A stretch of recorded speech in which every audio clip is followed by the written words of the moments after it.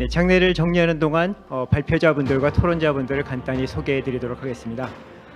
이 세션의 제목은 캅28의 국외 감축에 대한 함의이고요. 그리고 저장은 정소영 고려대 교수님께서 맡아주시겠습니다. 그리고 산림 부문의 성과 과제를 주제로 박은식 산림청 국제산림협력관께서 말씀해 주실 거고, 그리고 해양 분야와 관련해서는 오행록 해양수산부 해양환경정책과장님께서 말씀해 주시겠습니다.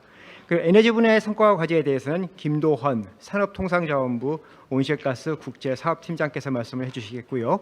그다음에 MRV Measurement, Reporting and Verification 관련 이슈의 대응 회랑에 대해서는 정은혜 온실가스 종합정보센터장님께서 말씀해 주시겠습니다. 이 발제가 있고 난 후에 네 분의 토론자분께서 발언하시게 될 텐데요. 김노경 대한상공회의소 탄소감축 인증센터장님, 그리고 박순철 한국생산기술연구원 실장님, 그리고 송민경 국제산림과학원 연구사님, 그리고 이숙희 해양환경공단 차장님께서 각각 토론에 임해 주시겠습니다.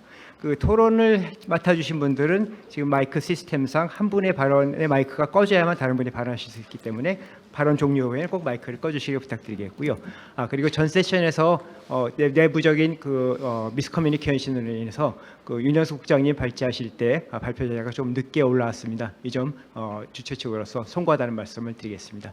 그럼 이제 마이크를 좌장해 주신 정소영 교수님께 넘겨드리겠습니다. 네, 감사합니다.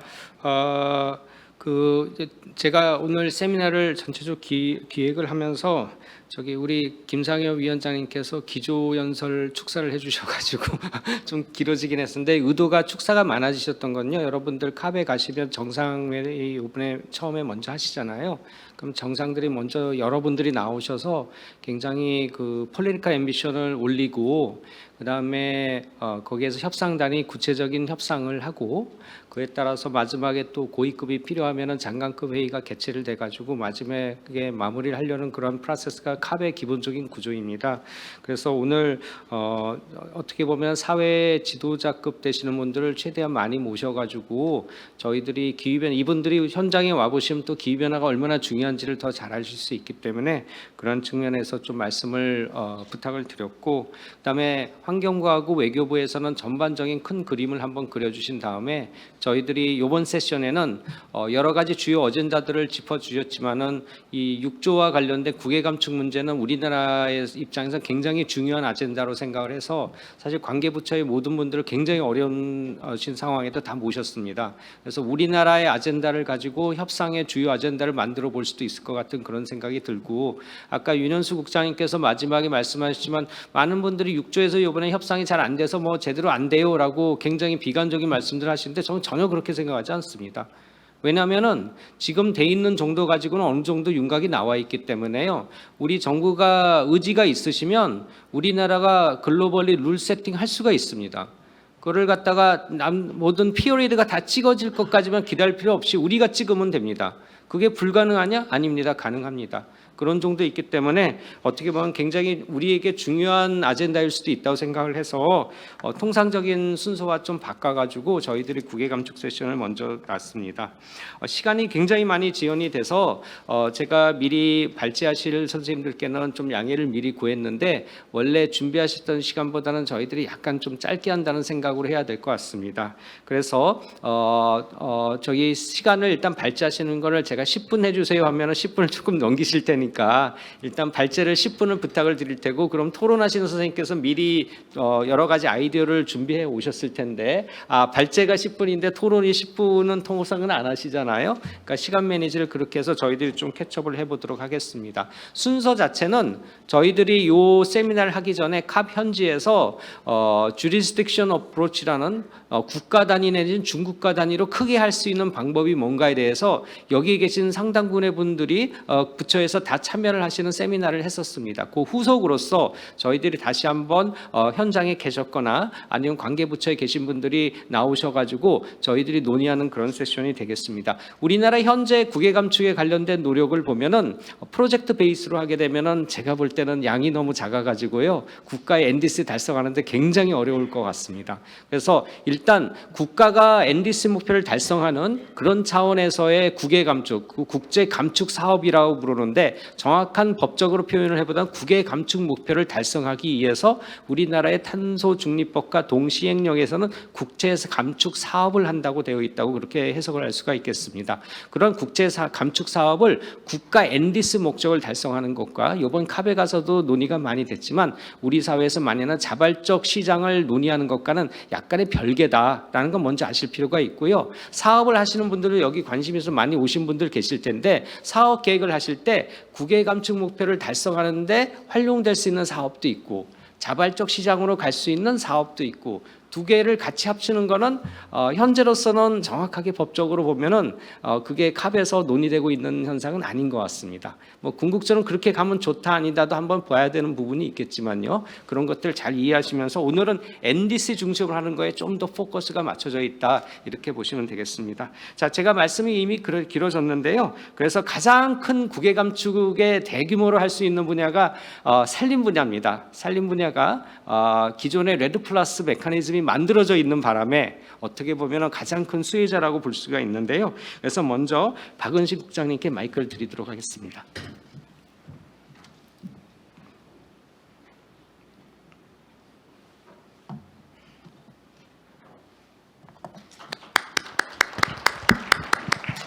안녕하십니까. 산림청 국제산림협력관 박은식입니다. 또 오늘 좋은 자리에 초대해 주셔서 감사드리고 시간이 많이 지나서 저도 최대한 빨리 교수님 말씀처럼 10분 안에 마치도록 하겠습니다. 앞서 환경부 실장님과 우리 외교부의 윤국장님께서 올해 이루어졌던 캅 전체적인 그런 논의 또 성과 또 아쉬운 점들 이렇게 말씀해 주셔서 이제 조금 더 깊이 들어가서 아까 윤연수 국장님께서 직전에 말씀해 주신 것처럼 6조 기반해가지고 특히 6.2, 6.4조 기반해가지고 각 분야에서 NDC를 어떻게 추진하고 있는지에 대해서 말씀을 하셨는데 산림 부분을 먼저 말씀드리겠습니다. 정세영 교수님께서 말씀하신 것처럼 산림 부분은 상당히 많이 앞서가 있습니다. 다른 부분에 비해서. 그래서 많이 룰도 이미 다 거의 완성이 되어 있고 이제 사업을 하는 것들이 어떻게 보면은 이제 무르익어가고 있는 단계라고 보시면 될 것 같습니다.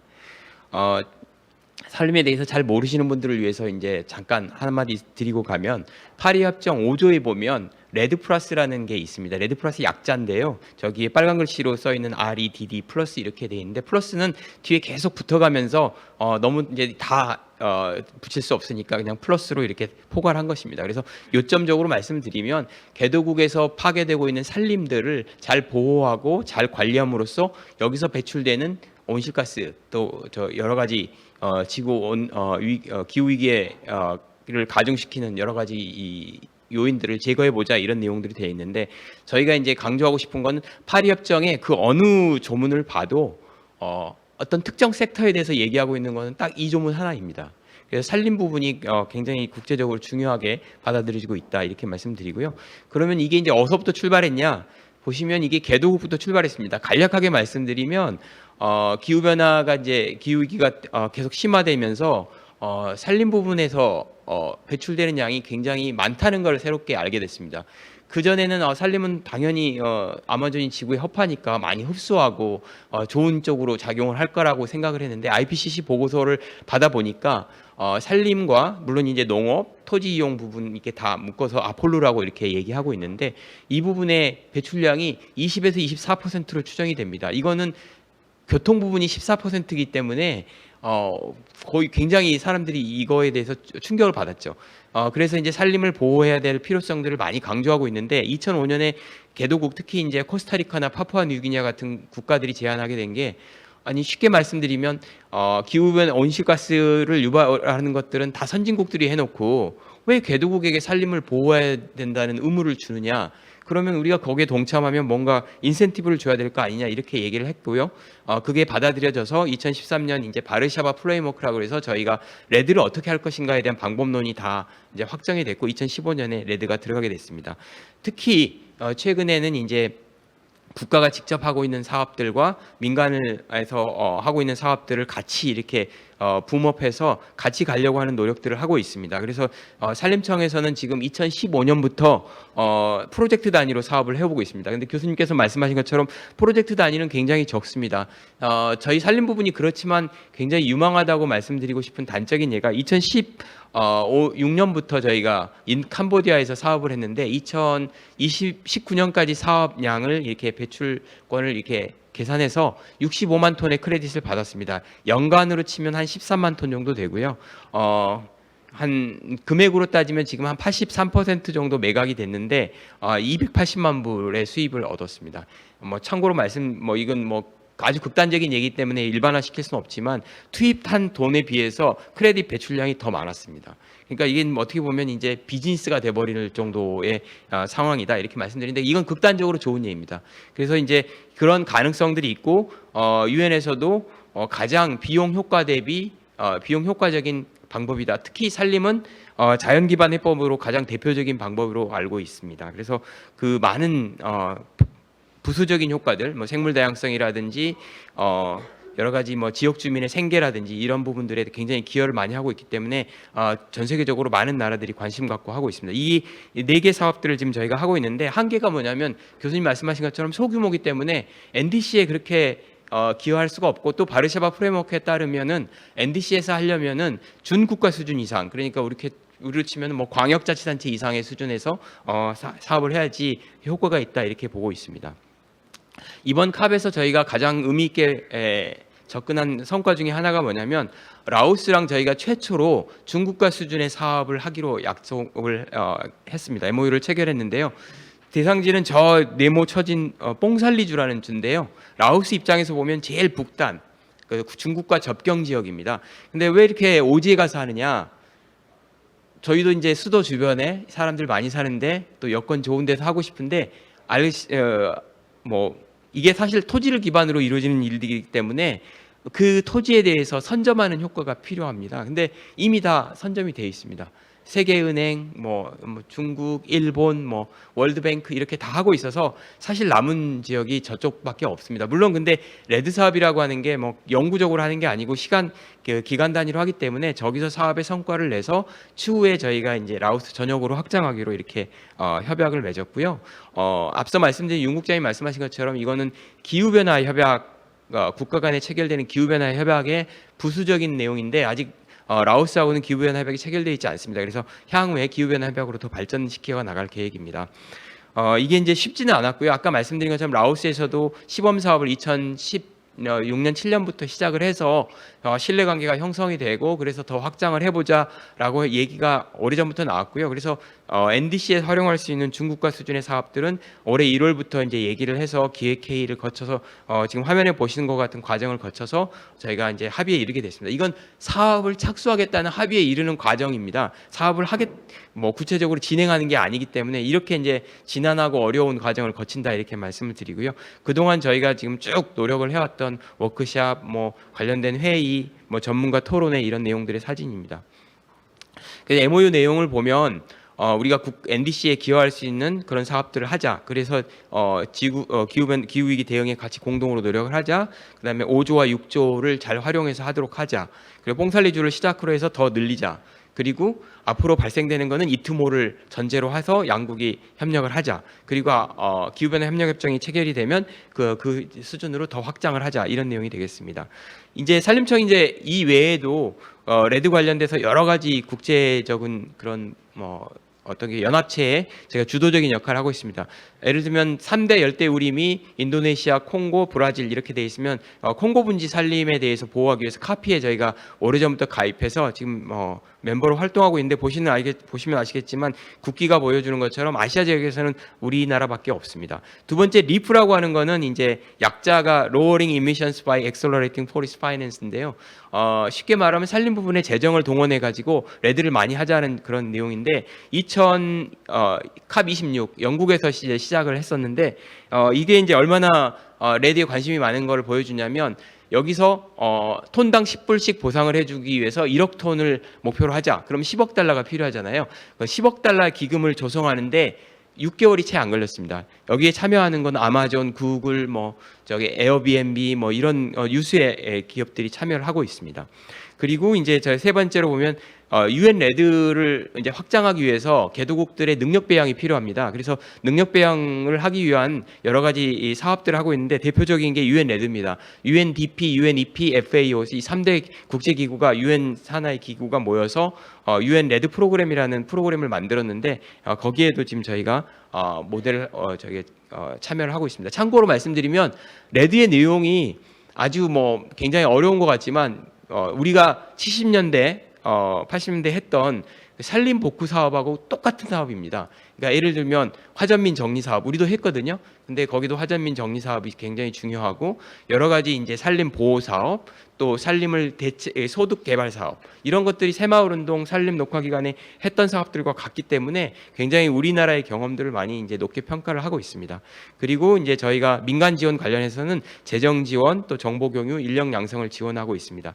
특히 민간 지원 관련해 가지고 한국형 레드 플러스 우리 과거의 경험을 바탕으로 해서 사업 표준을 개발을 했고요. 그다음에 여러 가지 재정 메커니즘에도 활용을 하고 참여를 하고 있고 선진국과 계속 공유를 하고 있습니다. 특히 이제 지난 10월 17일 날 민간 부분의 레드 플러스 사업을 지원하기 위해서 국외 산림탄소 배출 감축법이라는 법이 제정이 돼서 내년 2월 17일 날 이제 시행이 됩니다. 이 법이 시행이 되면 민간에서 기업들이 레드에 참여할 때 더 많은 지원을 이루어질 수 있을 것이라고 예상하고 있습니다. 그리고 이제 이 법률과의 주요한 내용인데 시간 관계상 넘어가기로 하고요. 캅 28에서 이제 그 외에도 여러 가지 내용이 있었는데 지금 레드 내용들이 나왔고 저희가 산림보건 성공국가이기 때문에 저희의 협력 성과들을 많이 이제 전파를 하고 있고 그다음에 산불 관련된 거 또 여러 가지 또 신규 MOU 이런 내용들이 이루어졌었습니다. 특히 이제 세계은행 다자간 투자보증기구 미가라고 하는데 미가에서 레드 사업에다가 민간이 투자할 때 이걸 보증해주는 프로그램들을 도입하려고 지금 논의를 하고 있고요. 굉장히 긍정적으로 보고 있습니다. 밑에 산림과 기후 리더스 파트너십은 라오스에 이제 영국에서 캅을 할 때 제안이 됐었는데요. 한 국가 선진국이 개도국을 잡아서 둘이 파트너가 돼서 총체적으로 지원하자는 내용이고 저희가 라오스에 이제 중국가 수준의 사업을 하기 때문에 라오스의 국가 패키지 사업을 개발하고 있습니다.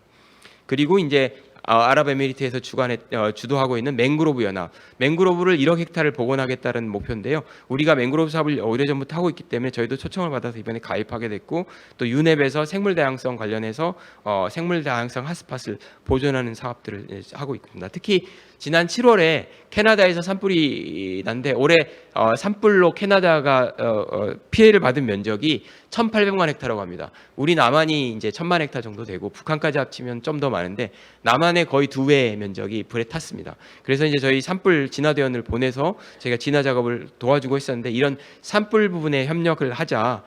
기후 재난에 대해서 같이 공동 대응을 하자라는 내용들이 있었고요. 그 FAO 어펌 사업은 이 산불 한국형 산림 그 산불 대응 모델을 개도국에 이렇게 전파하는 사업이 되겠습니다. 그 외에도 이제 오만과 저희가 지금 오만에서 GS 에너지에서 레드 사업을 추진하려고 하고 있습니다. 그런 사업들이 지금 진행됐고요. 또 콜롬비아에서도 저희 한국의 그 산림 복원을 좀 초청을 했고 온두라스에서는 지금 사업이 진행되고 있습니다. 네, 여러 가지 이 사업들 내용들을 너무 시간 제약상 간단하게 말씀드리면 죄송한데요. 또 더 관심 있는 분들이 내용들이 있으시면 언제든지 문의해 주시면 감사하겠습니다. 감사합니다. 네, 감사합니다. 그 산림청이 제가 요즘에 가깝게 지내는데 워낙 그 생각보다는 선도적인 활동들 많이 하고 계셔서 제가 반 농담 반 진담으로 제가 그런 권한은 없고 능력도 없지만 조금 있으면 이거 부로 승격하시겠는데요라는 생각이 들 정도로 굉장히 긍정적인 활동들을 많이 하고 계십니다. 여기에 덧붙여서 아마도 나중에 다른 부처도 국외감축 나중에 잘 활용하시려면 소위 이트모 여러분들 크레딧이라 많이 아시는 이트모가 우리나라로 들어왔을 때 그때 어떻게 처리해야 될 것인가에 관한 사실 룰이 우리나라에 없습니다. 그래서 각자 다른 생각들 많이 하고 계시는데 그런 것도 뭐 산림 분야가 먼저 한번 해볼 수도 있고 아니면 다른 부처랑 같이 해가지고 룰을 만들어 가면 아까도 말씀했지만 충분히 우리나라가 뭐 6조가 이게 협상이 지진되면서 우리 늦게 걸 이런 게 아니라 우리나라는 충분히 할 수 있는 준비가 돼가고 있다고 생각을 합니다. 예, 다음으로 저기 산림청에서 말씀하셨지만 사실은 국제사회에서 우리가 평소에 사업 사업 개발을 여러 분야를 다 보실 때는 이 톤당 그러면 투자 비용이 얼마가 될까 이거 한번 계산해 보시면 굉장히 테크놀로지마다 다른 가격이 나옵니다. 그런 의미에서는 흡수원은 상대적으로 보면은 굉장히 어떻게 보면 싼 가격에 많은 양의 이트모를 확보할 수도 있는 그런 특징이 있어서 흡수원 분야가 요즘에 산림뿐만 아니라 다른 분야에서도 굉장히 많이 논의가 되고 있는데 우리 해양수산부도 최근에 들어서는 이 국제 감축 사업에 대해서 많은 관심들을 가지고 계신 걸로 알고 있습니다. 그래서 기왕 산림으로 시작했기 때문에 또 에너지도 굉장히 중요하지만 조금만 기다려 주시고 먼저 해양수산부의 말씀을 좀 들어보도록 하겠습니다. 오늘 오행록 과장님께서 오셔야 되는데 부득이 부처에 급한 일이 생기셔가지고 담당 사무관께서 대신 참석을 해주셨습니다. 예, 그러면 양지영 사무관님께 마이크를 드리겠습니다.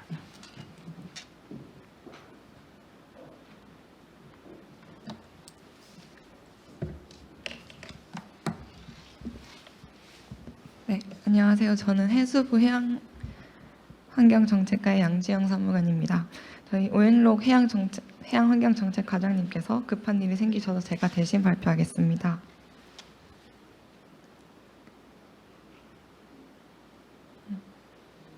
네, 해양수산부는 이번 캅28에 참석해서 녹색해운, 블루카본, 국제감축사업 등 3가지 분야에서 주로 활동했습니다. 첫 번째로 녹색해운 분야입니다. IMO는 전 세계 CO2 배출량 중 국제 해운 비중을 2.51%로 평가했고 우리나라 선사가 운영 중인 선박의 온실가스 배출량은 우리나라 전체 배출량의 약 5%를 차지합니다.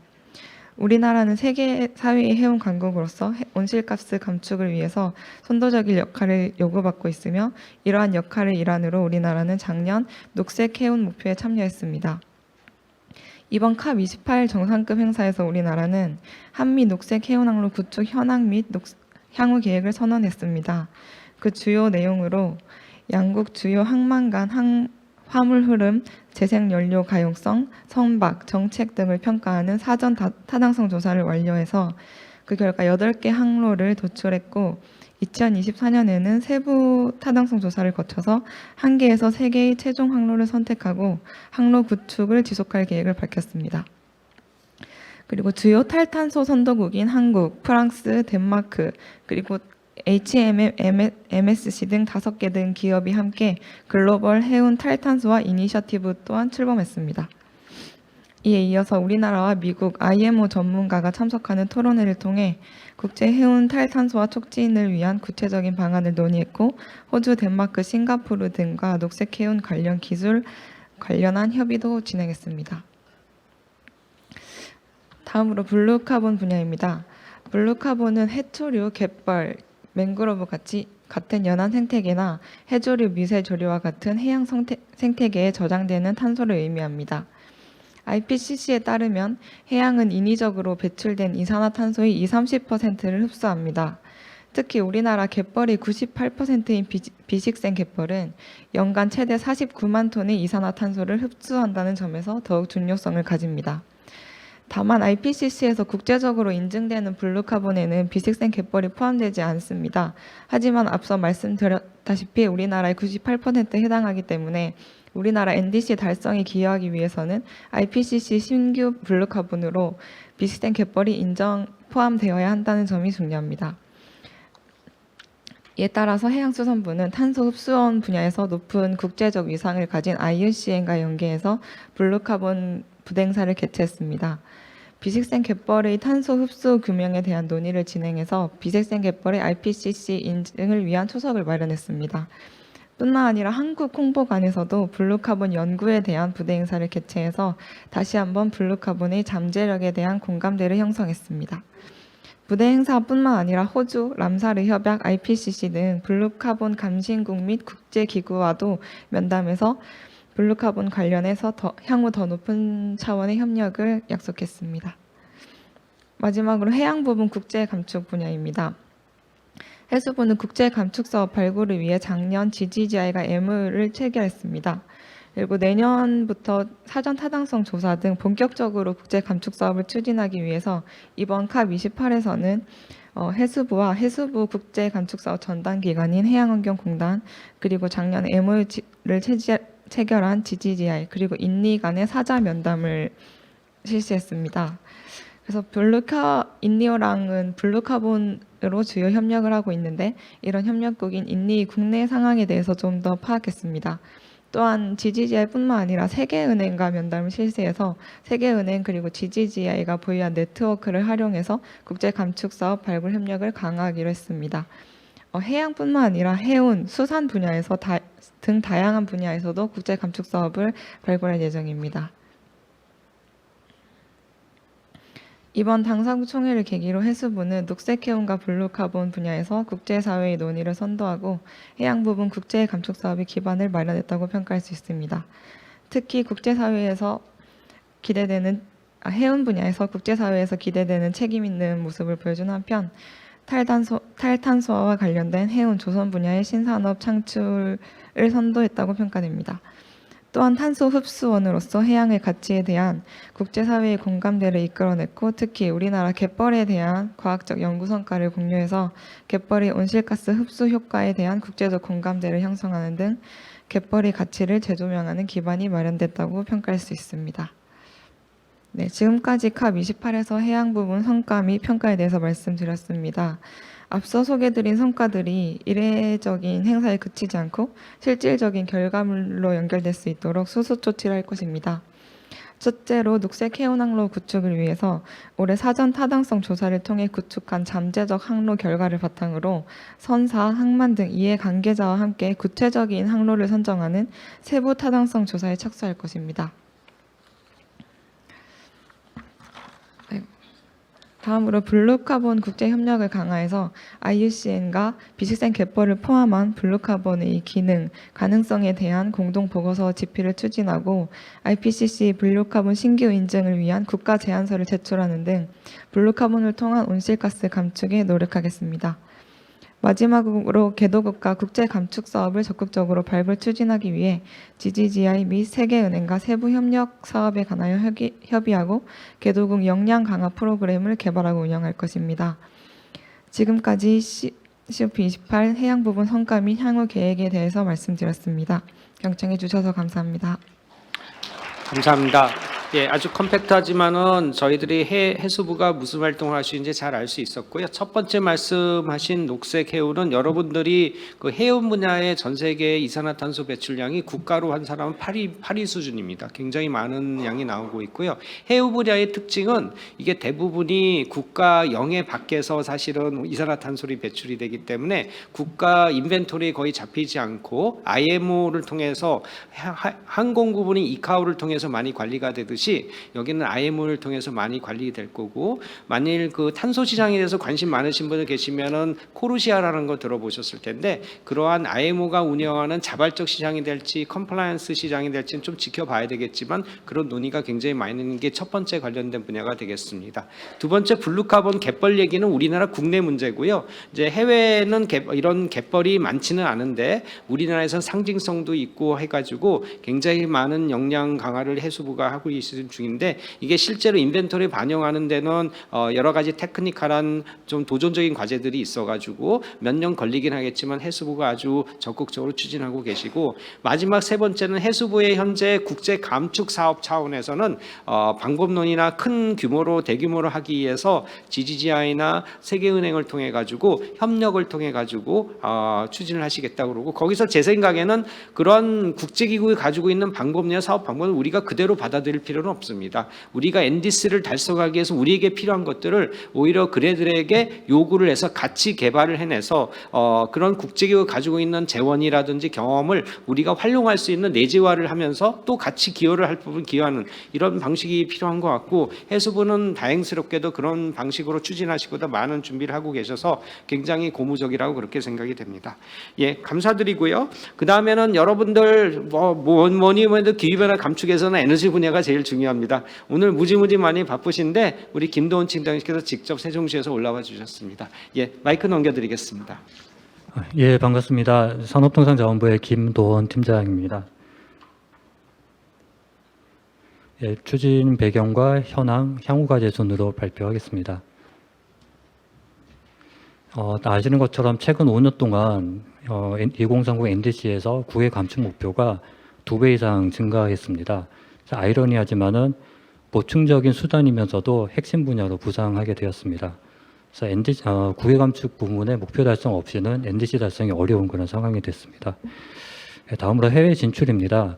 이게 탄소 중립과 녹색 성장 분야의 국제 협력 프로젝트이고 모든 나라 개도국들 포함해서 NDC 목표를 이제 세워야 되기 때문에 개도국들도 이런 탄소 중립이나 녹색 성장 프로젝트에 관심이 커질 것으로 생각을 하고 있고, 다행히 우리 기업들이 그동안 CDM 시절에 세계 각지에서 40건 이상 사업을 성공적으로 수행한 그런 트랙 레코드가 있습니다. 그래서 우리 기업들에게 새로운 기획의 장이 될 수 있다라고 생각을 하고 있습니다. 해외 동향의 이제 국제 규범입니다. 이번에 안타깝게 협정 6조에 대한 그런 채택이 안 돼서 조금 아쉽긴 하지만은, 그래도 6.2조는 당사국 간의 협력 의지 그리고 준비도에 따라서 충분히 시범적으로 추진이 가능한 상황이라고 판단하고 있습니다. 실제로 해외에서도 보면은 일본, 스위스, 싱가포르 이런 나라들이 6.2조를 활발히 추진을 하고 있습니다. 밑에 이제 표를 좌측에 보시면은 일본이 28개 나라, 스위스가 13개 나라, 싱가포르 13개 나라, 이렇게 굉장히 많이 협정이라든지 협력 체계를 구축을 하고 100건 넘는 사업들을 이제 추진을 하고 있으며, 오른편에 보시는 것처럼 이제 에너지 효율이라든지 신재생 분야 그리고 냉매와 같이 이런 산업 공정에서 쓰이는 물질들, 이런 것들이 상당히 큰 비중을 차지하고 있는 걸 알고 있습니다. 우리나라 그리고 특히 이제 산업 부문에서 어떻게 추진하고 있는지를 말씀을 드리겠습니다. 21년 9월 달에 NDC가 이제 크게 상향이 됐습니다. 그 직후에 산업부는 비직제 전담팀을 만들었습니다. 태스크포스 팀을 만들었고, 이 팀을 어디에 둘 건지를 고민을 하다가 국외 감축이라는 것이 국내 기업의 해외 투자 사업이다 보니까는 해외 투자 업무를 담당하는 무역투자실, 투자정책관실 안에 배치를 하게 됐습니다. 그 직후에 장차관 주재의 민간협의체 그리고 실국장 주재의 실무추진단 회의를 수시로 개최하면서 정책을 수립 보완해 나가고 있습니다. 그리고 코트라와 한국에너지공단을 업무 위탁기관과 전담기관으로 활용을 하고 있습니다. 아시는 것처럼 해외 진출 지원의 전문성 그리고 방대한 해외 조직망을 코트라가 갖고 있고, 한국에너지공단은 CDM 시절에 검증기관 역할을 충분히 해온 그런 전문성 있는 기관입니다. 국내에서 국제 감축 사업에 대한 법령과 지침이 정비되는 과정에서 환경부와 국무조정실에서 많은 역할을 해주셨고, 산업부 차원에서는 현재와 같은 부문별 관정기관 체제를 구축하는 부분, 그리고 기업들의 사전 승인 부담을 완화하기 위해 노력하는 부분, 이 부분에 대해서 좀 애를 많이 썼습니다. 특히 사전 승인을 사후 신고로 가름하는 절차가 이제 국무조정실 탄노기 사무처의 고시로 이제 만들어졌는데, 그 과정에서 탄노기 사무처의 분들 그리고 법제연구원에서 많은 역할을 해주셨는데, 이 자리를 감사를 드리겠습니다. 양자협력 현황입니다. 초기부터 이제 협력 국가를 선정하고 협정 문항 개발, 플랫폼 행사를 개최하고, 그리고 협력 MOU 체결 등을 산업부는 또 나름대로 적극적인 역할을 해왔다고 자부를 하고 있습니다. 제일 먼저 어떤 나라와 어떤 내용으로 정부 간의 협력 체계를 구축할지 해외 사례를 참고해서 본부처 정책에 이제 반영을 해오는 노력들을 지속적으로 해왔습니다. 예를 들어서 산업부 차원의 중점 협력 국가를 10개국을 선정을 하였고, 이것이 이제 촉발이 돼서 정부 차원의 총 18개 나라의 우선 협력 국가가 이제 선정이 됐고, 현재는 27개로 확대가 됐습니다. 그리고 외교부가 지금 양자 협정을 체결을 하고 계신데, 과거의 문안보다는 현재의 문안이 많이 좀 업그레이드가 됐다고 저희는 생각을 하고 있습니다. 그 과정에서 산업부가 이제 외교부와 함께 표준 협정 문안과 부속 문서를 이제 개발을 하였고, 현재 협상에 많이 활용이 되고 있습니다. 협정만 갖고는 시범 사업을 추진하기에는 시간이 많이 소요되는 상황입니다. 그래서 산림청에서도 라오스와 MOU를 체결하듯이 산업부 부문에서도 여러 나라와 MOU 체결을 추진을 하고 있습니다. 이를 위해서 글로벌 넷제로 커넥션이라는 이런 플랫폼 행사를 2차례 개최를 하였고, 주한대사 간담회 그 사이에 뭐 여러 가지 양자회의 이런 것들을 진행을 해오고 있습니다. 그래서 올해 6월 달에 베트남과 이제 협력 MOU를 또 처음으로 체결을 하게 됐습니다. 산업에너지 분야에서는 투자 지원 시범 사업에 출범을 했습니다. 올해 예산은 60억 원으로 아주 좀 소소한 규모이긴 합니다. 하지만 베트남이나 우즈베키스탄과 함께 총 4건의 시범 사업을 선정을 했습니다. 이 사업의 특징은 경제적 파급 효과가 있는 민간 주도의 사업을 전담 기관이 선정을 하고 설비 투자비 50%, 사업당 30억 원 이내로 이제 지원을 합니다. 그리고 약 10년에 걸쳐서 이트모로 이제 환수해서 이트모의 NDC에 이제 활용하는 그런 구조고, 기업들의 참여를 확대할 수 있도록 전담 기관이 톤당 환수하는 가격을 국내 배출권 가격과 연동시키고 여러 가지 옵션들을 기업들한테 제공을 했습니다. 그래서 올해 사업 지침 제정부터 공모, 예비 선정, 그리고 나서 중요한 부분인데요. 상대국과 협의하는 과정을 산업부와 외교부가 같이 좀 진행을 해서 한 2-3달 정도 진행을 했고, 최종적으로 4건이 선정이 됐습니다. 참고입니다. 우리나라 전체적으로 이제 국제 감축 사업 어떻게 추진하고 있는지를 보여주는 부분이고, 국무조정실의 탄노기 사무처 총괄하에 부문별 관장기관 체제로 운영이 되고 있고, 그 외에 외교부 등 관계부처가 협력을 같이 하고 있습니다. 고위급, 국장급의 국제감축심의회가 주축이 되고, 그 밑에 실무급의 통합지원 플랫폼이라는 회의체가 수시로 가동이 되고 있습니다. 예, 그 밑에 이제 표 구조는 봐주시면 되고요. 기본협정은 외교부 총괄하에 기본협정과 부속문서 협상이 빠르게 진행이 되고 있습니다. 4개 국가와 체결이 됐고 3개 국가와는 가서명이 되었습니다. 그리고 20개 국가와 추진을 하고 있습니다. 오른편의 그림은 지금 외교부가 추진하고 있는 이런 협정과 부속문서가 완성이 됐을 때 예상되는 모습입니다. 다만 이거는 상대 국가의 협의 과정에서 어느 정도 달라질 수 있다는 점을 참고하시면 되겠습니다. 시사점입니다. 산업부에서 판단하기로는 현재 우리 기업들이 쌓은 역량이 충분하기 때문에 정책적 지원이 충분히 뒷받침된다면은 국외감축 목표가 도전적이긴 하지만 충분히 달성이 가능하다라고 생각을 하고 있습니다. 다만 현재 이런 법적 근거라든지 예산과 같은 기본적인 틀은 갖추어져 있지만은 감축 목표에 비해서 사업 발굴과 지원은 좀 미흡한 상황이라고 보고 있습니다. 특히 국외 감축은 당장 오늘부터 시작을 하더라도 3-4년 후부터 실적이 나오기 때문에 당장 부지런히 우리 기업들의 해외 탄소 배출권 프로젝트를 발굴하고 지원하기 위한 노력이 무엇보다도 중요한 상황입니다.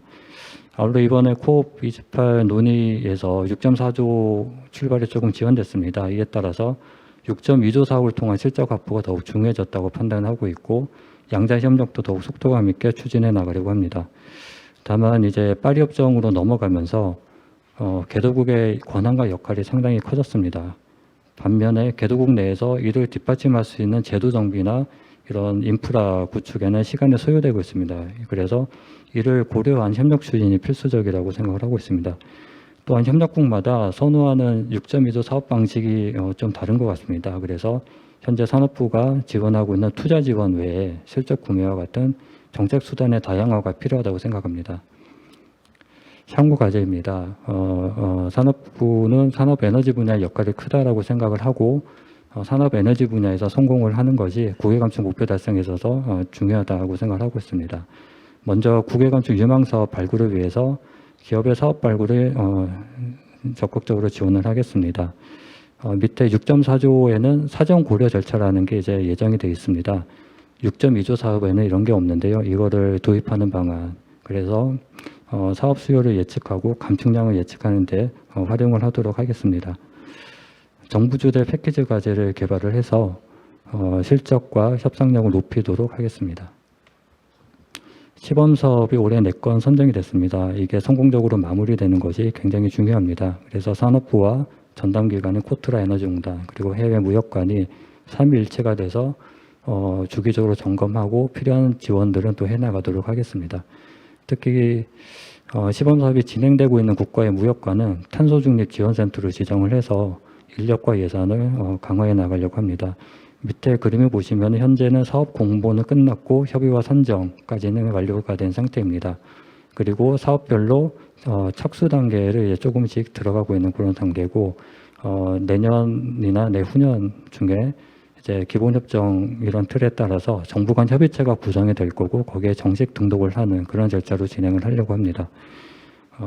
사업 규모의 단계적 확대입니다. 구획감축 목표량이 올해 400만 톤 증가가 되었죠. 그래 그에 걸맞게 시범사업 규모도 많이 늘려나가려고 하고 있습니다.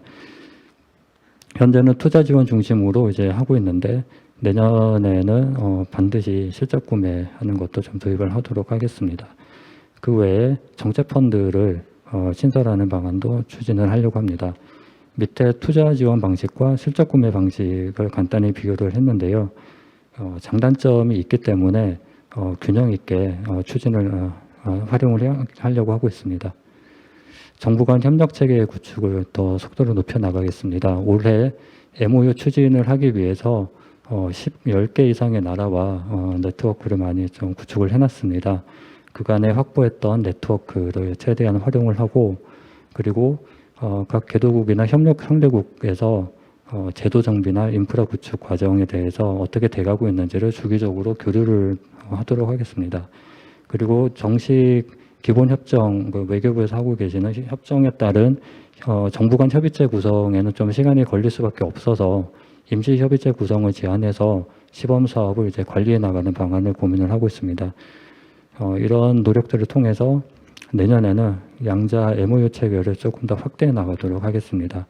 올해 2차례 넷제로 커넥션을 개최를 하였고 밑에 그림에서 보듯이 5월에는 아시아의 6개국이 참석을 하였고 11월 부산에서는 중남미와 그 다음에 이제 아프리카 국가를 포함해서 10개 국가에서 참석을 해주셨습니다.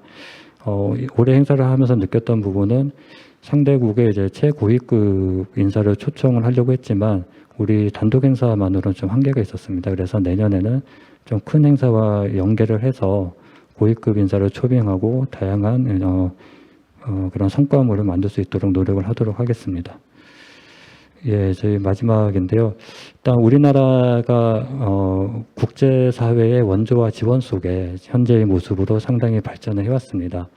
앞으로는 이제 우리나라가 이런 국제협력 활동을 좀 선도해 나가면서 국제사회가 기후변화 대응, 특히 온실가스를 감축하는 데 있어서 빠르게 변모해 나갈 수 있도록 역할을 해야 할 때라고 생각합니다. 그 수단이 몇 가지가 있는데요. 앞서 많이 언급되었던 그린 ODA가 굉장히 큰 수단이고 또 하나의 수단이 이제 우리 대통령께서 언급하셨던 이런 CFE와 같은 이니셔티브가 중요한 수단입니다. 그 밖에 민간의 이제 재원 투자를 유도할 수 있는 국제 감축 사업이 또 하나의 큰 축이라고 생각을 하고 있습니다. 산업부는 이런 국제 감축, 국외 감축 사업 부분에 있어서 적극적인 역할을 해나갈 수 있도록 계속 노력하겠습니다. 감사합니다. 네, 감사합니다.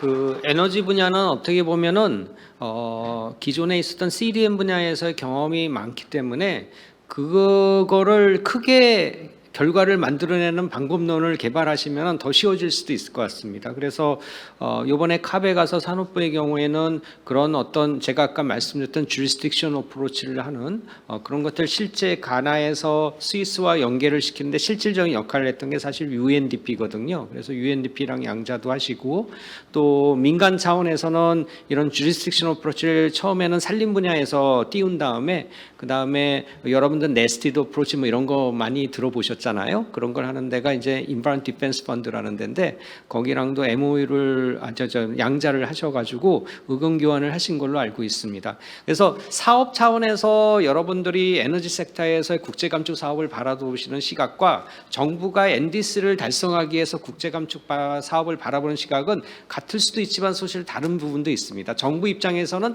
이 작은 사업 단위를 어떻게 모아서 크게 특히 에너지 분야에서는 크게 할 것인가 이런 것들이 굉장히 중요하실 거고 거기서 아까 6.4조가 진도가 잘 안 난 것들이 결국은 지금 6.2조를 하려면 결국은 방법론의 문제일 겁니다. 방법론의 문제에서 가장 안전한 방법론은 일단은 CDM에서 어느 정도 방법론에 대해서 긍정적으로 확보가 됐던 거 그런 것들이 좀 안전한 것 같고 아마 제가 이해하기로 요즘 VCM에서 많이 하는 뭐 방법론들이 굉장히 많죠.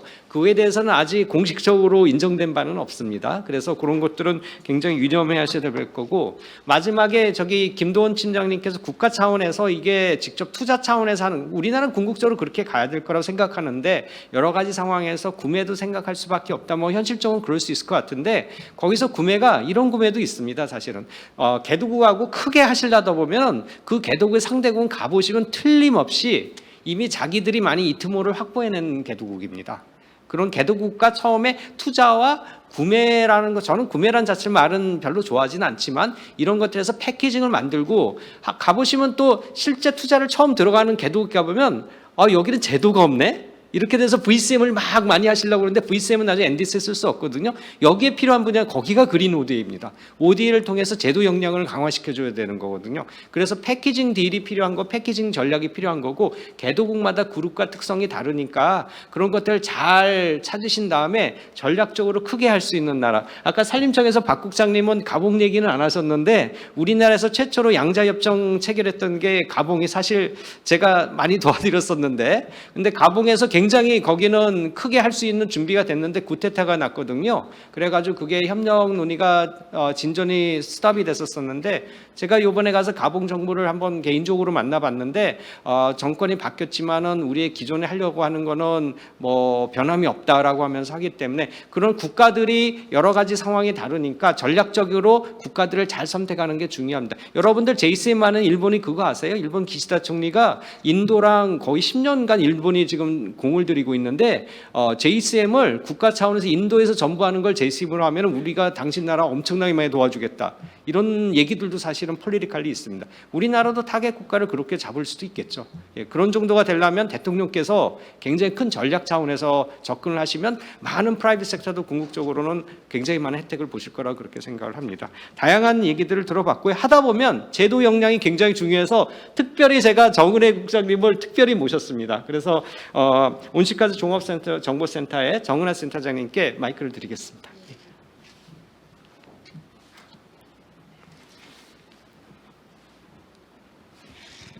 네, 반갑습니다. 저는 뭐 약간 토론처럼 말씀드리려고 하거든요. 그래서 PPT를 따로 준비하지는 않았습니다. 우리 정선 교수님 초청해 주셔서 감사하고, 2011년에 제가 지구환경 과장일 때 이 회의에 처음 와보고 이번이 4번째인 것 같습니다. 두바이에서도 갔었지만 이렇게 좀 전문가분들께서 리플렉션을 통해서 이게 실제로 어떤 의미인지를 한번 공유해 주시는 거를 듣는 거는 정말로 크게 도움이 되고, 앞으로 우리가 나갈 방향을 설정하는 데도 굉장히 큰 도움이 된다고 생각합니다. 온시가스 종합정보센터를 아시는 분은 아시는데 또 유튜브나 이런 데서 모르시는 분도 있어서 환경부 소속 기관이고요. 저희가 2010년에 만들어졌는데 온실가스 정보를 총괄하는 기관입니다. 그리고 NDC, INDC 뭐 예전에 그 비율 30% 했을 때부터 만드는 그런 온실가스 감축 목표 수립을 기술적으로 지원하는 거를 총괄하는 기관이기도 하고, 또 배출권 거래제 운영하는 거를 지원하는 그런 기관이기도 합니다. 저희가 데이터를 다루고 있기 때문에 기본적으로는 국내적으로든 국제적으로든 MRV 이슈에 좀 뭐 특화되어 있다, 이렇게 보시면 될 것 같습니다. 그래서 저도 이게 국제 감축을 제가 뭐 아주 잘 알거나 그런 건 아니지만, MRV 결국 데이터, 그리고 아까 윤현수 국장님께서 말씀하셨지만 파리 협정의 제일 중요한 부분이 저는 그거라고 생각하거든요. 사이클. 계속 반복되고 발전된다는 겁니다. 이번에 안 하더라도 다음번에 또 해야 되고, 또 사이클이 지나가면 더 해야 되고, 그래서 언젠가는 할 수밖에 없게 만드는 그런 구조라고 생각을 하는데요. 그래서 이번에 글로벌 스타테이크가 사실은 가장 중요한 내용이었지 않습니까? 근데 이 글로벌 스타테이크의 기본이 되는 데이터가 사실은 이번에는 좀 부족했다고 봅니다. 왜냐하면 가장 온실가스를 많이 배출하는 중국 같은 경우에도 사실 자기가 자기 손으로 제출한 배출량은 2016년 배출량을 2018년에 96 가이드라인으로, 그것도 굉장히 작게 했던 게 다였거든요. 근데 그리고 지금 개도국과 선진국이 또 다른 그런 프레임워크를 이용하고 있기 때문에 사실 총합해서 정말로 얼마나 배출하는지를 정확하게 파악하기는 어렵다는 내용이 인벤토리를 담당하는 담당자들끼리는 얘기가 많이 있습니다. 근데 이게 선진국이 그동안 BR이라고 조금 더 상세한 걸 제출했었고 개도국이 BUR이라고 해서 조금 더 굉장히 가볍게 제출을 했었는데 내년 말까지 아까 뭐 내용 중에도 나와 있습니다만 모든 당사국이 AR5에 기반한 IPCC 2006 가이드라인을 기반한 데이터를 다 제출해야 됩니다. 근데 그 데이터를 제출할 때 예전에는 개도국 같은 경우에는 그냥 이렇게 쭉 CO2 이퀴벌런트 한산 톤으로 해서 이렇게 제출했으면 됐었는데 지금은 CRT라고 하는 전자적 이 포탈이 있어서 액티비티 데이터, 실제로 그 온실가스 배출량을 산정하기 위해서 필요했던 활동 자료까지 같이 제출하도록 하게 되어 있습니다. 그렇게 하다 보면 2024년에 저희가 모든 BTR을 제출하고 또 2026년에 BTR을 제출하고 그러다 보면 2028년 또 두 번째 글로벌 스탁테이크가 되지 않습니까? 그때 글로벌 스탁테이크는 지금하고 굉장히 다른 모습이 될 거다. 훨씬 더 정교하고 훨씬 더 이 개별 국가에게 많은 부담이 될 수 있는 형태의 글로벌 스탁테이크가 되지 않을까 하고 생각을 하고 있습니다. 특히 우리나라의 경우에는 저도 이번 협상에 가서 뭐 다 봤지만 이제 주로 이런 이슈들과 관련해서 이제 담당자들 그 회의를 했었는데 모두가 다 제출하지는 않을 것 같아요. 내년에 한 100개 정도 제출하지 않을까 생각하는데 개도 선진국들이 이미 BR로 많은 자료들을 제출했기 때문에 제일 많은 사람들이 관심을 가지는 나라가 우리나라와 중국, 인도. 근데 중국, 인도가 과연 내년에 제출할지를 잘 모르기 때문에 결국 우리나라가 타겟이 되지 않을까 하는 생각을 하고 있습니다. 그 BTR은 이게 뭐 인벤토리를 아까 말씀드린 것처럼 제출하는 거에 더해가지고 우리나라의 감축과 관련되는 정책들을 이게 그 감축 정책별로 예상 감축량, 달성 감축량, 그리고 NDC를 실제로 이행했는지, 그리고 달성하기 위한 추적 정보, 배출량 흡수량 전망까지, 그 15년 향후 15년까지 이런 자료들을 다 제출하도록 되어 있거든요. 이 내용 안에 그 이트모라고 하는 국제 협력을 통한 감축을 NDC 얼마나 사용할 것인지에 대해서도 보고를 하도록 되어 있습니다. 그래서 그 내용들도 준비를 해야 될 것이라고 생각을 하고요. 이게 국제 감축과 관련해서 이제 지금 산림이라든지 해양이라든지 또 에너지 부분에서 굉장히 중요한 이슈들이 많이 있고 굉장히 잘 준비되기를 바랍니다. 근데 제가 협상을 뭐 담당하거나 하지는 않았기 때문에 근데 제가 저희 그 온실가스 종합정보센터에서 주관해서 뭐 월드뱅크라든지 중국 쪽하고 또 같이 탄소 시장에 대해서 잠깐 이벤트를 했었던 적이 있었는데 그때 이제 논의됐던 내용들을 트랜스페런시의 관점에서 조금 말씀을 드리고자 합니다. 이게 굉장히 많은 지금 모두가 다 이 6.2, 6.4 그리고 발런터리 카본 마켓이 엄청난 시장이 되고 엄청난 인베스트먼트가 일어날 것이라고 다 예상을 합니다. 근데 이게 파리 협정 목표를 달성하기 위해 정말 기여하기 위해서는 MRB가 매우 중요하다. 뭐 이런 얘기들을 또 하기도 합니다. 근데 그 MRB라는 측면에서 두 가지 측면이 있는 것 같아요. 제가 볼 때는. 그 약간 내용적 측면에서 인테그리티 이슈가 있는 것 같습니다. 이게 정말로 실질적인 감축으로 이어지느냐, 정말로 감축하는 거냐, 그러면 베이스라인이 얼마인데 거기서 얼마나 감축하는 거냐, 베이스라인 너무 이상하게 잡은 거 아니냐, 정말로 어디셔널한 노력이 있었느냐, 뭐 그런 거 있죠. 이제 리키지가 발생하지 않겠느냐, 그리고 이런 활동들을 통해 가지고 지속 가능 발전이나 여러 가지 이슈들에 대해서 이게 문제가 발생하지 않느냐, 이런 인테그리티 그리고 하이 퀄리티의 크레딧이 그 NDC 달성이건 어떤 목적이건 이용되도록 해야 된다라는 하는 하나의 그 논의의 흐름이 하나가 있는 것 같고요. 두 번째는 절차적 측면에서 트랜스페런시입니다. 그래서 보고하고 그 다음에 추적하고 공개하고. 근데 그런 시스템들은 뭐 말씀드린 것처럼 이미 등록부라든지 데이터베이스, 보고 플랫폼 이런 것들이 준비되고 있고 또 뭐 정보에 대해서도 초기 보고서, 연간 정보, 정례 정보 이런 것들을 다 제출하도록 되어 있죠. 근데 저희 온실가스 종합정보센터는 이런 NGMS라고 해서 우리나라 전반적인 국가 온실가스 정보관리 시스템을 운영하면서 배출권 등록부 시스템을 또 따로 운영하고 있고 또 상세 등록부 시스템도 운영하고 있는데 이번에 국제 감축과 관련해서는 국제 감축 등록부 시스템도 이제 마련을 하려고 하고 있습니다. 그래서 거기에 그런 감축 실적들이 계속 등록돼서 추적할 수 있도록 하는 그런 역할들을 할 예정입니다. 이런 모든 과정들이 결국은 이제 호스트 컨트리들이 정말로 말씀드린 대로 실제로 감축이 일어나느냐, 얼마만큼 이전할 거냐, 이런 것들 스스로 측정할 수 있어야 되거든요. 그렇다 보니까 굉장히 많은 국가에서 인벤토리와 데이터에 대한 교육을 요청을 합니다. 저희 이번에 트랜스페런시 관련되는 문서에서도 저희 온실가스 종합정보센터가 UNFCCC와 함께 매년 개최하고 있는 3주짜리 교육을 아예 GIR, UNFCCC 교육을 이름을 박으려고 하다가 너무 이름까지 박는 건 그렇다고 해서 그 부분은 마지막에 빠졌다고 되어 있는데 굉장히 많은 요구가 있고 실제 측정과 관련되고 인벤토리와 관련되는 그런 수요들이 엄청나게 많이 있을 수 있어서 국제 감축과 관련해서도 그 부분에 대한 좀 협력과 노력이 더 필요하지 않을까 하는 생각을 합니다. 마지막으로 이제 NDC가 이제 2025년에 제출을 해야 되거든요. 아까 그 윤현수 국장님 또 이창흠 실장님 말씀하셨던 것처럼 이번 NDC는 기본 레퍼런스는 사실 60%겠죠. 19년 대비 60%를 감축하라고 하는 IPC 그게 있고 또 이카노미 와이드 이미션 리덕션을 해야 되고 모든 7개 온실가스 배출량, 온실가스에 대해서 다 해야 되고 어쨌든 이렇게 지금 숫자를 또 내야 됩니다.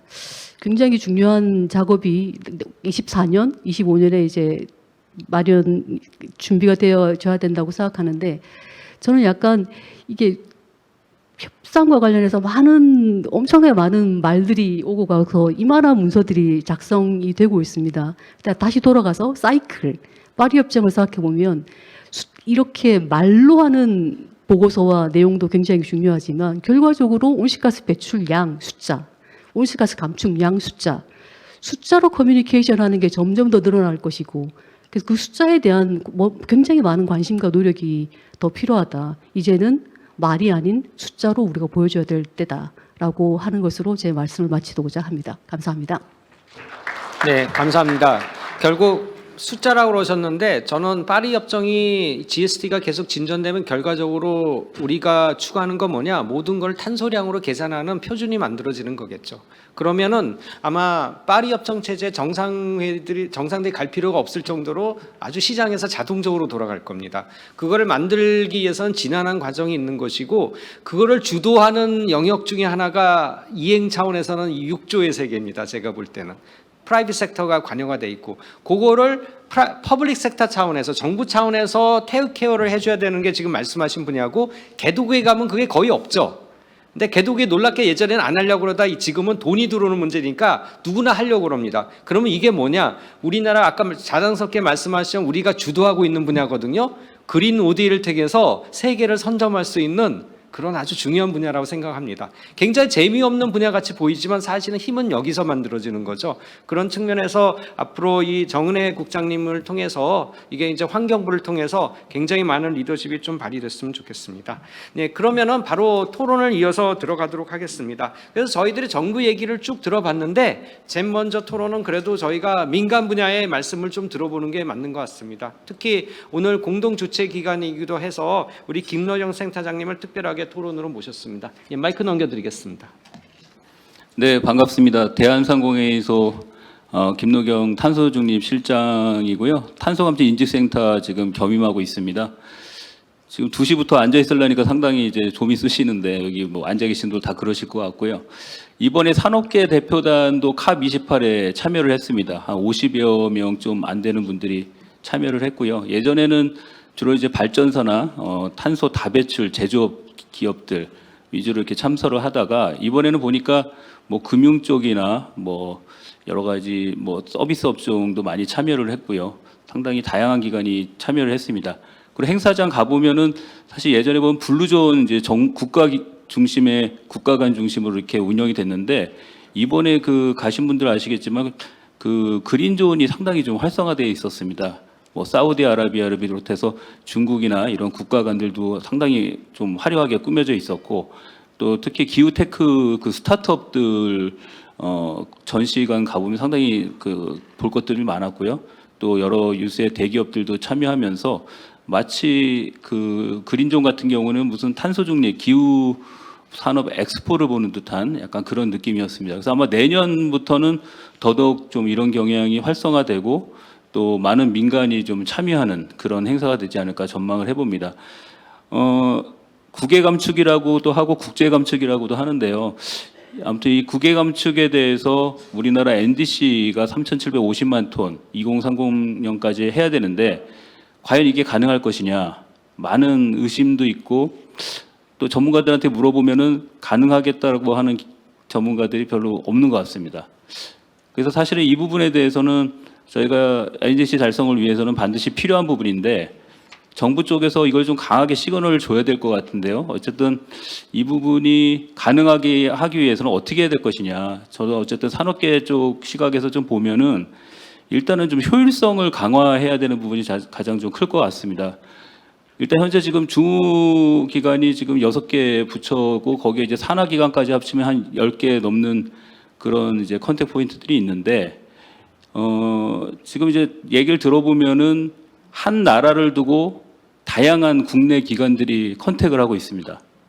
그러니까 우리도 뭐 예상해 보시면은 하나의 대기업이 바이오한테 이제 영업을 할 때 대기업의 영업사원들이 여러 명 오면은 결국은 협상력도 떨어지고 거기 너희 나라에서 왔었는데 또 오네 뭐 이런 식으로 해가지고 또 여러 가지 좀 여러 가지 좀 비효율적인 부분들이 나타나죠. 그래서 같이 우리나라에 있는 그 주무기관이 서로 이제 경쟁을 하는 약간 그런 구도도 간다 그러고요.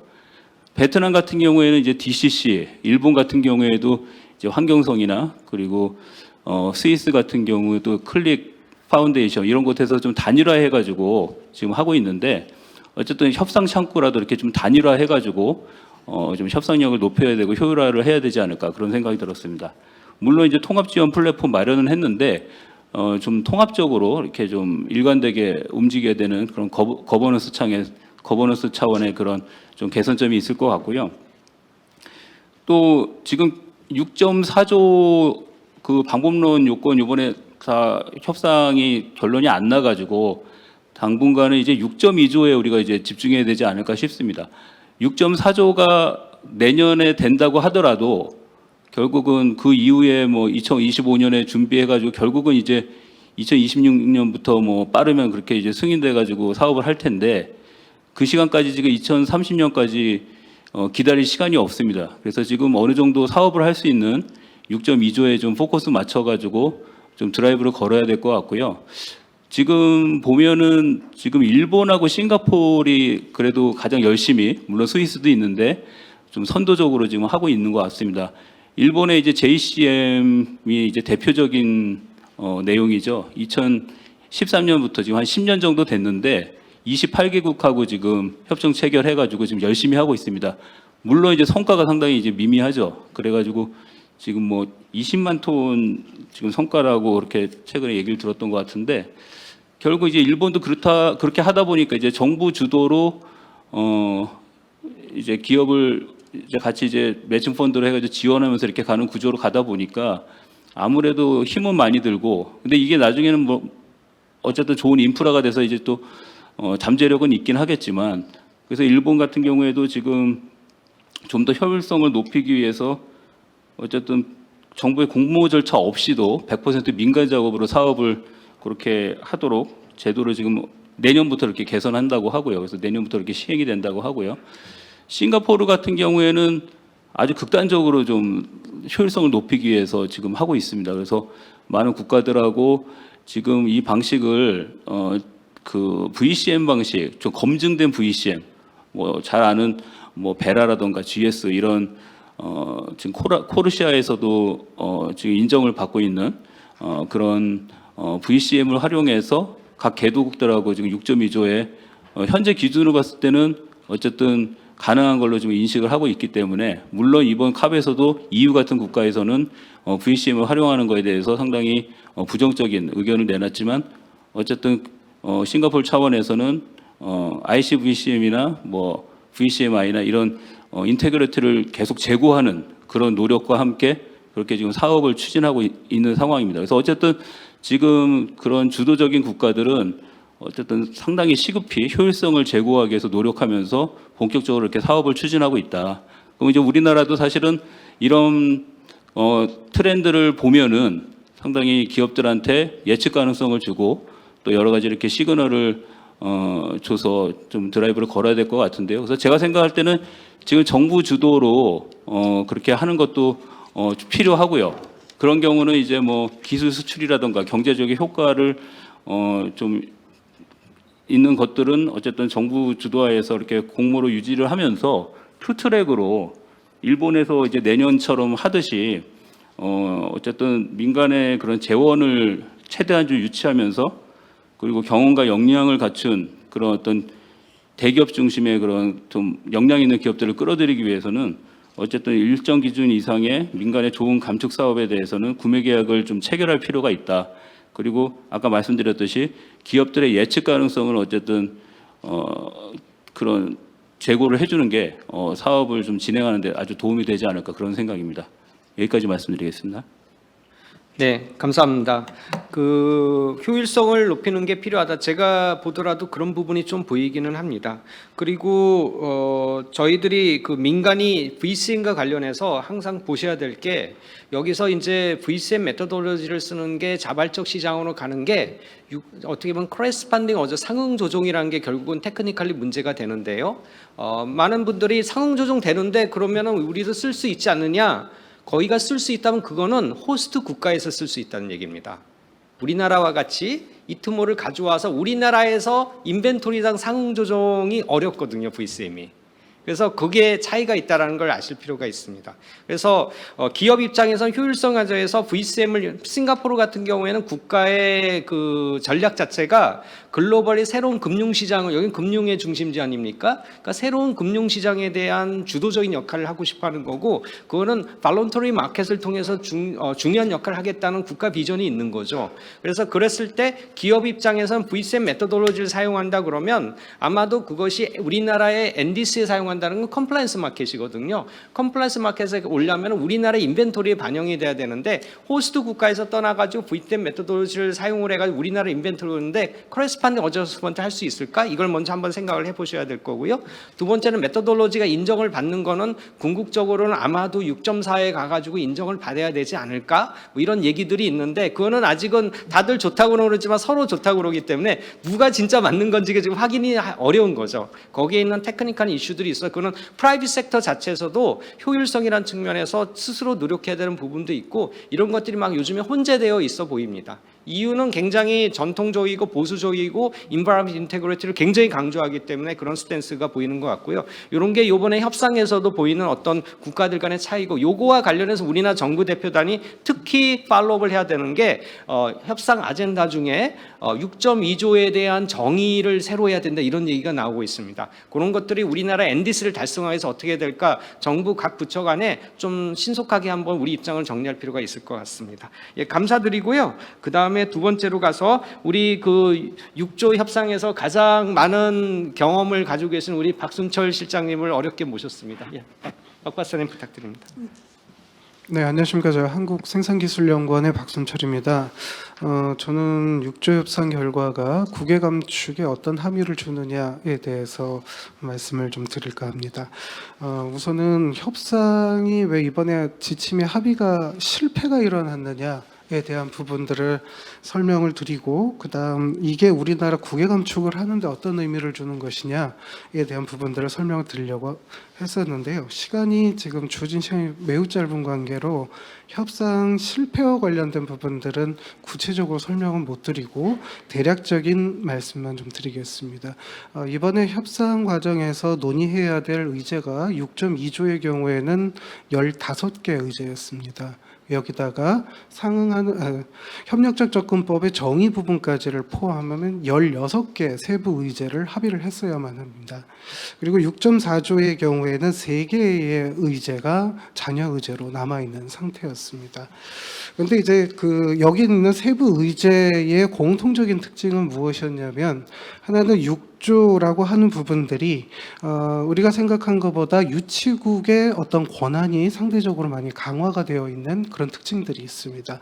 그러다 보니까 이제 유치국에서의 권한 강화와 함께 이 메커니즘에 대한 투명성 그리고 표준화 라고 하는 부분들이 점점 중요해졌습니다. 특히 6.2조의 경우에는 국가 간 자발적 협력을 하는 관계로 이러한 표준화와 투명성에 대한 이슈가 대부분을 차지하고 있었습니다. 그런데 이제 결과적으로는 6.2조와 6.4조 지침이 모두 합의에 실패를 했는데 이제 여기서 이제 우리가 잘 봐야 될 부분들은 이런 것 같습니다. 언론상에 이렇게 보면 탄소 시장에 대한 불확실성이 증가되었다라고 하는 표현들이 많이 나오는 것 같습니다. 이 부분과 관련해서는 저는 반은 맞고 반은 좀 다른 의견이다라고 얘기를 드리고 싶습니다. 왜 그러냐면 지금 현재 나와 있는 6.2조에서 지금 논의가 되고 있는 내용들은요, 이제 우리가 감축 실적이다라고 하는 부분들은 크게 세 가지 사이클을 갖습니다. 하나는 발행과 관련된 부분이 있고요. 그다음 실적에 대한 이전, 우리가 거래라고 하는 부분이 있고요. 그리고 이 이전된 실적의 NDC 사용과 관련된 부분이 있을 겁니다. 그런데 6.2조 지침 자체에는 이전과 사용만이 포함이 되어 있습니다. 발행과 관련된 내용은 지침에 전혀 들어가 있지 않고요. 그래서 양자 협력이라고 하는 부분들을 지금 우리가 정부에서 하고 있는 부분들이 바로 이 발행과 관련된 부분들에 대한 상호 협력을 하기 위한 부분들입니다. 따라서 이 얘기는 무엇이냐면 지금 논의가 되고 있는 이전과 사용과 관련된 이 지침상의 얘기들은 민간에서 준비하실 것들이 아니고 민간 부문의 역할이 아니고 정부 차원에서 이것들을 6조를 활용하기 위해서 유엔과의 커뮤니케이션, 그다음 국가 간의 일부 필요한 기준들 공통으로 어떻게 해야 되는지 이 부분에 필요한 사항들을 지금 현재 논의를 하고 있는 겁니다. 따라서 이 얘기는 무엇이냐면 6.2조 활용과 관련해서 협상 결과가 어떤 민간 부분의 국외 감축 활동에 제약을 주는 부분들은 매우 낮다라고 보시는 게 정확한 표현일 것 같습니다. 이제 반면에 이제 6.4조의 경우에는 이 지침 자체가 무엇으로 구성이 되어 있냐면 감축 실적을 어떤 기준하에 발행할 것이냐에 대한 부분들, 그리고 이 발행과 관련된 이해관계자가 누구고 이 이해관계자가 어떤 역할을 해야 되느냐에 대한 내용들이 이 지침 안에 들어 있습니다. 지금 현재는 두 가지 트랙으로 이제 협상 과정에서 6.4조에서 남은 의제가 3개, 아까 말씀드린 3개인 것이고, 실제 사업을 등록 개시를 하기 위해서 별도로 감독기구에서 지금 현재 기준들을 만들고 있습니다.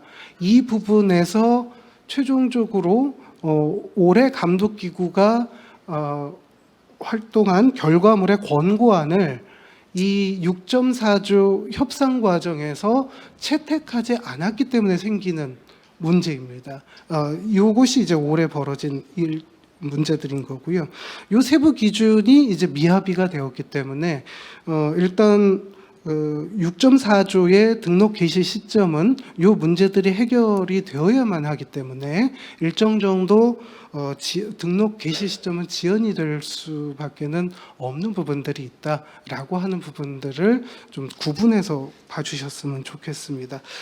따라서 이것과 관련해서 지금 우리가 그러면 지금 시점에서 6.4조와 6.2조 부분에서 우리나라 입장에서 어느 부분에 좀 더 신경을 써야 되느냐라고 한다면 크게 영향을 주지 않고 있는 6.2조는 기존에 세웠던 계획과 플랜대로 계속적으로 진행을 하는 것이 맞다라고 보여집니다. 네, 여기까지 의견 드리겠습니다. 네, 감사합니다. 여기 계신 청중들의 이해를 박 박사님이 아주 잘 정리를 해주셨는데요. 여기 계신 청중들의 이해를 도와드리기 위해서 하나만 짧은 질문을 드리면, 박 박사님께서 말씀하신 6.2에 관한 설명은 NDC 목적을 위해서 사용한 측면에서 말씀을 해주신 거겠죠. 이전과 그다음에 사용은 정부의 몫이다 하신 거는 VCM에서는 그냥 VCM 프라이빗 섹터 차원에서 그대로 그냥 알아서들 하는 거니까 제 이해가 맞는 걸까요? 이제 교수님께서 말씀 주셨던 VCM을 6.2조로 활용한다, 일종의 싱가포르의 접근 방법은 무엇이냐면 발행과 관련된 부분입니다. 그러니까 우리나라의 경우에는 양국 간의 상호 합의하에 발행을 어떻게 할 것이냐에 대한 논의가 만들어지고 있는 것이고, 싱가포르의 경우에는 이 부분을 생략하고 이 발행과 관련된 부분은 VCM의 발행 틀을 그대로 사용한다, 이렇게 접근을 하고 있다라고 하는 접근법이 좀 상이하다라고 보시면 될 것 같습니다. 그래서 그러니까 VCM을 하게 되면은 이전을 하게 되면은 VCM 마켓, 발론터리 마켓에서는 그런 프라이빗 섹터 자체이기 때문에 정부가 관여할 여지가 별로 없지 않겠습니까? 이제 정부가 관여하는 부분들은 결국 그것을 상응하는 조정의 대상으로 유치국이 받아들일 것이냐, 이 부분이 가장 큰 핵심입니다. 그러면은 그거는 결국 호스트 국가에는 관여를 하지만 우리나라 같은 경우에는 뉴트럴하게 되는 거죠. 네. 제가 여쭤본 게 그겁니다. 예. 그래서 말씀하신 대로 거기서 무관하다고 얘기하신 거는 상응 조정이 호스트 국가에서는 상응 조정하는 경우도 있습니다. VCM의 경우에 지금 현재는 호스트 국가들이 가보면 인벤토리가 많이 없기 때문에 대부분 어떻게 할지 모르고 있는 상황이고요. 거의 상응 조정이 된다라는 게 여기 계신 분들 우리나라에 가져왔을 때 우리나라 상응 조정을 의미하는 경우가 아닌 경우도 많습니다. 그래서 우리나라에서는 추가적인 상응 조정이 돼야 되고, 그런 경우에는 박 박사님 말씀하신 걸 잘 기억하시면 조금 도움이 될 겁니다. 네. 그러면은 마지막으로 우리 이숙희 마지막이 아니라 송민경 박사님께 마이크를 드리겠습니다. 네, 안녕하세요. 국립산림과학원의 송민경 연구사입니다. 네, 저는 이번에 캅 회의에 참석해서 6조 의제에 산업부 환경부분들과 함께 6조의 3대 하부 의제 협상회의에 참석을 했고, 앞서서 이제 6.2조 관련해서 자세히 설명을 해주셨기 때문에 저는 6.4조와 8조의 주로 산림 부문과 관련된 부분에 대해서 좀 말씀을 드리고자 합니다. 먼저 이번에 파리협정 6.4조 의제가 결정문이 채택되지 못했던 주요한 사항이 흡수원 권고안에 둘러싼 쟁점이 있었다고 이제 말씀을 들으셨을 텐데요. 이것이 무엇인지를 좀 설명을 드리고자 합니다. 지난 캅 27에서 SB 감독기구에게 6.4조 감독기구에게 6.4조 메커니즘의 흡수원과 관련된 활동에 어떤 지침을 개발할 것을 위임 사항으로 주었고, 여기에 대해서 지난 1년간 9차에 거친 감독기구 회의를 통해서 흡수원 권고안을 개발을 했습니다. 그런데 이것을 이번에 이 권고안을 채택할지 말지에 대해서 많은 당사국들이 지금 현재 흡수원 권고안 개발 과정에서 관련 전문가들의 참여가 부족했다. 그리고 가장 최선의 과학적인 반영이 되지 않았다. 그리고 자연뿐만 아니라 기술적인 공학적인 흡수도 필요한데 이런 범용적인 적용이 좀 어렵다. 그리고 아직은 추가적인 개선 작업이 필요하다라는 그런 이유로 인해서 이 권고안에 대한 심각한 우려를 표시하는 당사국들이 많이 있었습니다. 이 권고안의 지금 현재의 형태는 어떤 세부적인 가이드라인이나 어떤 방법론이 포함된 수준이 아닌 상태입니다. 그렇기 때문에 지금의 형태에서 이것을 결정문에 채택을 해버리면 이것이 확고해지는 것에 대한 우려가 많이 있었던 것 같습니다. 그렇게 될 수밖에 없었던 것은 이 흡수원 권고안을 만드는 과정에서 6.4조 SB가 흡수원 전문가로만 구성된 것이 아니었다는 한계점이 있었고, 또 다양한 어떤 민간이나 많은 영역들의 의견을 반영한 수준이었는데, 그것이 자발적인 형태의 제출문을 통해서 그런 의견들을 수렴해서 만들어진 과정이 있었기 때문에 어떤 당사국의 정부의 입장을 대변하는 수준에서의 견해가 아니었다라는 것이 현재의 한계점이 있었다고 보여집니다. 그래서 이 부분이 추후에도 이제 6.4조 논의에서 계속 이어질 중점적인 부분이라고 보여지는데, 이제 SB 감독기구가 이 추가 작업을 할 때 우리나라 정부도 우리의 입장을 재정립해서 이 SB 60 이후에 제한될 절차에 따라서 우리의 의견을 개진할 필요가 있고, 또 지금까지 이제 CDM이라든지 이런 6.4조 메커니즘을 통해서 국외 감축 활동에 참여하고자 하는 국내 많은 민간들의 의견과 목소리들도 있을 것인데, 그런 의견들을 국내적으로 수렴해서 반영하는 절차도 필요하다고 생각이 됩니다. 우리 정부도 지난 한 해 동안 또 흡수원 협의체라는 것을 구성을 해서 국립산림과학원과 또 국가녹색기술연구소, 국립농업과학원, 환경연구원, 해양환경공단 이렇게 구성을 해가지고 공동 제안서를 제출을 하고, 또 산림 부분에서도 역시 국립산림과학원에서 추가 의견을 제출을 해서 우리나라의 흡수원 활동이 조금 더 확대되고 우리의 의견들이 반영될 수 있도록 노력을 한 바가 있었는데 앞으로도 그런 작업들이 더 필요하다고 보여집니다. 또 저희 산림청에서는 6.8조 의제를 맡아서 담당을 하고 있는데 사실 6.2조와 6.4조는 사실 국내적으로도 많이 이슈가 되고 논의가 되고 많이 들을 기회가 있으셨을 것이라고 보여집니다. 근데 6.8조는 사실 이제 이야기가 이제 활성화가 되지 않은 부분이 있습니다. 그런데 오늘 많이 들으셨던 용어 중에 하나가 그린 ODA 를 오늘 많은 분들이 언급을 하셨는데 사실 개도국들이 6.8조 의제에 상당히 공격적으로 대응을 하고 있습니다.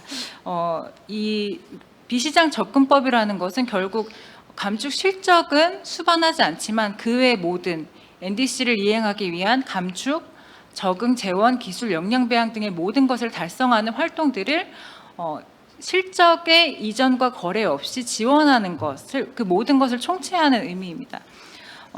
이번에도 이제 개도국 그룹이 6.8조의 논의가 균형적으로 이루어지지 않는다는 것을 굉장히 강조해서 이제 의견을 많이 표출하였고 6.248 세계의제 회의에서 6.8조 회의를 이런 식으로 균형 있게 하지 않으면 6.2조 전체 결정문을 불합격 처리할 수밖에 없다라고 강력하게 이제 주장을 할 만큼 6.8조에 대한 적극적인 이행을 촉구하고 있는 그런 상황입니다. 그만큼 이제 개도국들은 많은 지원이 필요한 상태이고 이러한 개도국들의 니즈가 있다라는 것을 국내적으로도 좀 많이 고려를 해서 우리가 어떻게 하면 전략적 그린 ODA를 확대할 것인가에 대한 고민을 이 6.8조 의제에 논의 협상 동향과 좀 연결을 지어서 봐야 할 부분이 필요하다고 생각합니다.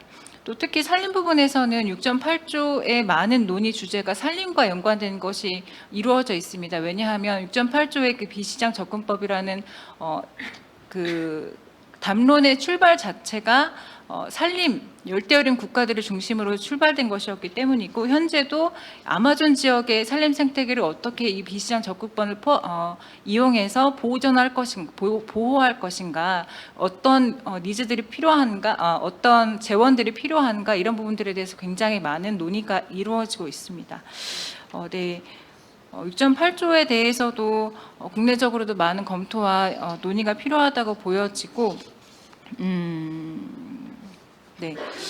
특히 이번에 6.8조 결정문에서 가장 결론에서 보여지는 것은 UNFCCC에서 개발한 웹 기반 플랫폼을 구축을 했습니다. 원래는 이번 캅 때 이제 공식 운영하는 것이 목표였는데 약간은 늦어져서 내년 상반기까지 공식 운영을 시작하기로 했고 지금 이제 UNFCCC 홈페이지에 들어가 보시면 테스트 단계로 이제 시작은 되어 있습니다. 여기에 개도국들이든 선진국들이든 어떠한 그 NMA 프로그램들이 있는지를 정보를 등록을 하면 이것을 지원할 수 있는 국가들이나 민간들은 우리는 어떤 NMA에 지원을 할 수 있다라는 것을 정보들을 상호 공유하게 하는 그런 플랫폼을 만든 단계입니다. 이것이 공식 운영을 되면은 이 비시장 접근법 체계도 지금보다는 더 구체적으로 실질적으로 이행될 것을 기대하고는 있는데 또 6.8조 논의가 어떻게 얼마만큼 속도 있게 진행될 것이냐에 따라서 또 달라질 수도 있다고 생각이 됩니다. 네, 시간상에 여기까지 마치겠습니다.